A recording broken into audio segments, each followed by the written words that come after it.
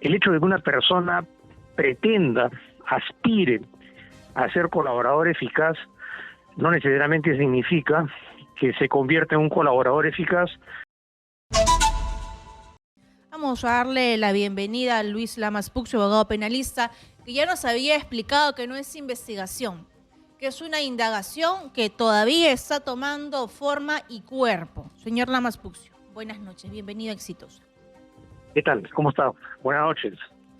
Muy buenas noches. ¿Qué opina usted sobre este operativo que se ha realizado con el allanamiento de la vivienda de Hernán Garrido Leca y otros indicados en el caso de los asesores o ex asesores de la señora Benavides? Porque ella no es la investigada.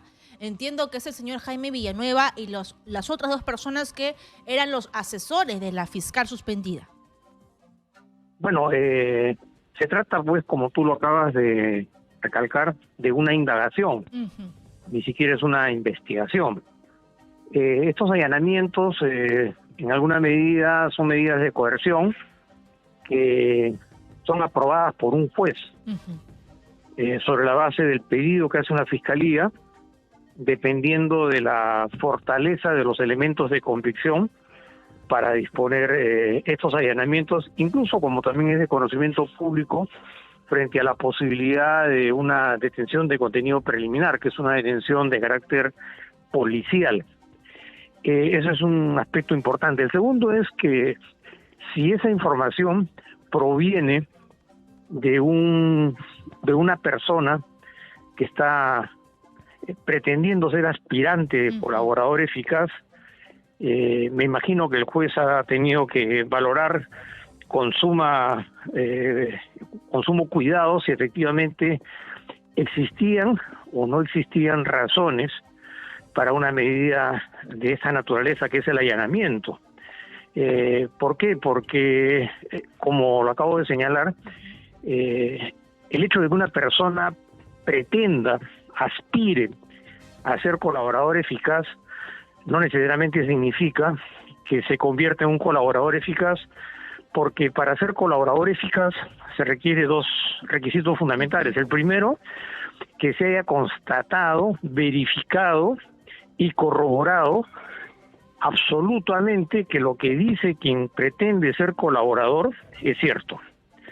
Y por otro lado, porque esa situación de aspirante no es suficiente, tiene que ser homologado por un juez, que es el que en última instancia decide si efectivamente se cumplieron o no se cumplieron con todas las formalidades que exige la legislación en materia de colaboración eficaz. Y además, ya proyectándonos un poco hacia el futuro, incluso aun cuando una colaboración haya sido declarada homologada, es decir, quiere decir aprobada por el Poder Judicial, para poder convertirse en prueba plena, se requiere que empiece el juicio oral. Y en el juicio oral se presentará por parte de la Fiscalía esa colaboración homologada, que a su vez tiene que ser analizada de la perspectiva de otros hechos o de otras pruebas que pueden presentar quienes están siendo parte de ese proceso penal. Sin embargo, acá en el Perú, lo que dice un pretendiente, si ya se da como si fuera verdad absoluta y se toman medidas de gran trascendencia y decisión, como puede ser, por ejemplo, la suspensión de la anterior fiscal de la Nación.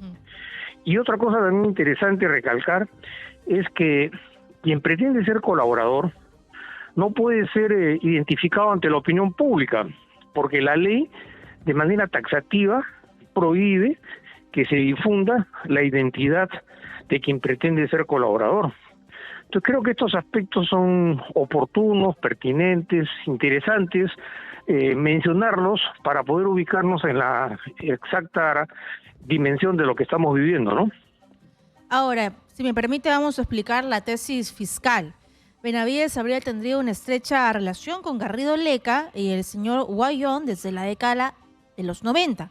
Los tres se habrían conocido, curiosamente, a través de Eduardo Arana, que es actual ministro del gobierno de la presidenta Boluarte, ministro de Justicia, y debido a esta amistad de larga data, de tantos años, Garrido Leca y el abogado Guayón es que ofrecieron sus servicios para ayudar a la ex titular del Ministerio Público en 2 asuntos claves. O sea, serían los asesores en la sombra de la señora Patricia Benavides, y frente a eso nos hacemos la pregunta: ¿cómo juega el papel el partido aprista? El abogado de la señora Benavides es aprista, el señor Garrido Leca es aprista, ha sido hace poco protagonista de un evento en el Colegio de Abogados de Lima, que ha sido también impulsado por el decano, que es aprista. Entonces, el APRA está muy cercano a la señora Benavides hace algunos años. Bueno, que uno tenga aspiraciones políticas tampoco es un delito ni es un indicio de responsabilidad penal, ¿no? Pero hay investigaciones con el caso de Lavajato, ¿no? Ese es el problema, que es un partido vinculado a investigaciones por corrupción. Bueno, si tú tomas como premisa un partido, imagínate, no, todos la los partidos dimensión de la investigación. investigación. Claro que sí. Hay otros partidos, otros políticos, ex parlamentarios, ex periodistas, ex banqueros, empresarios, que también están siendo investigados por el caso de Odebrecht y otros temas de corrupción. Pero más o menos para responder tu pregunta, como te manifestaba, el hecho de que tú seas aprista, que seas de cualquier partido político, no necesariamente implica que tengas que asumir una posición respecto a una posible responsabilidad penal. Eso creo que es interesante recalcarlo, ¿no? Porque evidentemente que todo el mundo tiene aspiraciones políticas, y estos casos que estamos viviendo de mega corrupción o de injerencia política es un tema que está estrechamente vinculado a la política. Entonces, hacer una diferencia entre responsabilidad penal y responsabilidad política, incluso muchos políticos involucrados en casos de corrupción manifiestan públicamente que están siendo perseguidos por cuestiones políticas cuando en realidad hay responsabilidad penal. Entonces, digamos, tratar de ubicarnos, porque una persona pertenece a un partido político en particular, me parece que no tiene la suficiente penetración en el análisis de los hechos, porque la responsabilidad penal es un tema eminentemente objetivo.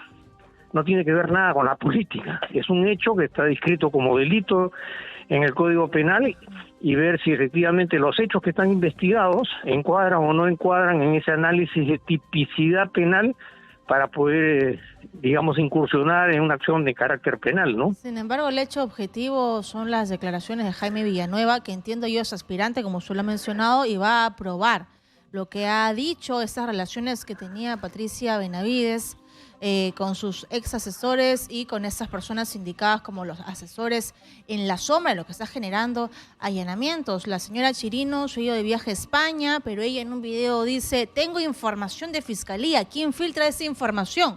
De que a mí se me va a detener de forma preliminar. Bueno, todo el mundo tiene derecho a defenderse, ¿no? O sea, todo el mundo tiene derecho a argumentar, a plantear alegatos, pues, porque no es un tema fácil, digamos, en la vida de cualquier persona, ¿no? Una investigación o una indagación de esta naturaleza, pero son simplemente dichos y aseveraciones que tienen que estar corroborados dentro del proceso penal, dando las garantías, cumpliendo con todas las formalidades, respetando el debido proceso, del principio de contradicción, que son temas, pues, que son parte, pues, del Estado de Derecho, digamos, ¿no? ¿Y usted considera que está asumiendo quizás una defensa, en su opinión, de la señora Benavides? ¿A quién te refieres? A usted. No, yo lo que defiendo es el Estado de Derecho. Que tenga que investigarse a la señora Benavides, por supuesto, hasta las últimas consecuencias. Y si es responsable, tendrá, pues, que asumir sus responsabilidades penales. Pero acá lo que tiene que defenderse por encima de las personas es el Estado de Derecho, que es la columna vertebral de la democracia. Y al defender el Estado de Derecho, también nos estamos defendiendo todos, porque todos tenemos derechos y tenemos obligaciones, lo cual de ninguna manera significa que por más importante que sea el cargo, por más rimbombante que tenga el nombre de la persona que está siendo investigada, todos tienen que ser investigados de acuerdo a los principios que establecen la ley. Nadie está exento de esa obligación, ¿no? Muy bien, señor Lamas Puccio. Muchas gracias por su opinión y por su explicación siempre técnica sobre esta situación de allanamientos.